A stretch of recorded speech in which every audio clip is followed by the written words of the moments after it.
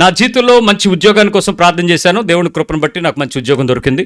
ఆర్థికమైన పరిస్థితి నేను నిలదొక్కోవడానికి దేవుడు సహాయం చేశాడు. చాలా పర్ఫెక్ట్ గా ఉంది. నేను చాలా తీవ్రమైన పోరాటంతో return test, oral test, recommendation test అన్ని టెస్టులు పాస్ అయ్యి చాలా పర్ఫెక్ట్ గా నేను ఆ సంపాదన జీవితాన్ని నేను చాలా పర్ఫెక్ట్ గా నిలబెట్టుకున్నాను. దేవుని మహాకృపను బట్టి నాకు ఇచ్చిన ఉద్యోగాన్ని బట్టి నాకు ఇచ్చే కట్నం కూడా పెరిగింది.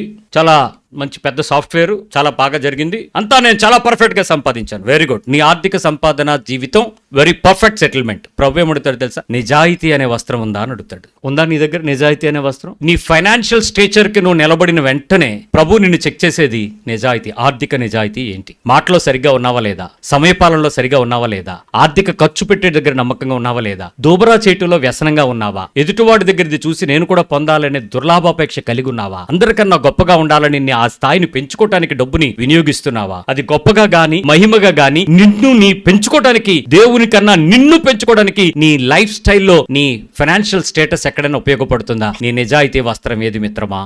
Financially your good settled, fine, but god will check you. నీ నిజాయితీ వస్త్రం ఉందా? మొదటి వస్త్రం, నీ పెళ్లితో నీ జీవితం ప్రారంభమవుద్ది. అసలు పరిశుద్ధ వస్త్రం ఉందా లేదా? అది పెట్టుకుని ప్రభువుని పిలవండి. అది లేకుండా పర్వాలేదని చెప్పి ఎక్కడో చోట లోక సంప్రదాయాలను, ఆచారాలని నువ్వు కలుపుకుని అందరూ ఇలాగే చేస్తారు, మా వైపు ఇంతే అని ఎక్కడైనా జారిపోయి దూరిపోతే ఖచ్చితంగా అది ప్రమాదానికి గురి అవుతుంది. వస్త్రం జాగ్రత్త.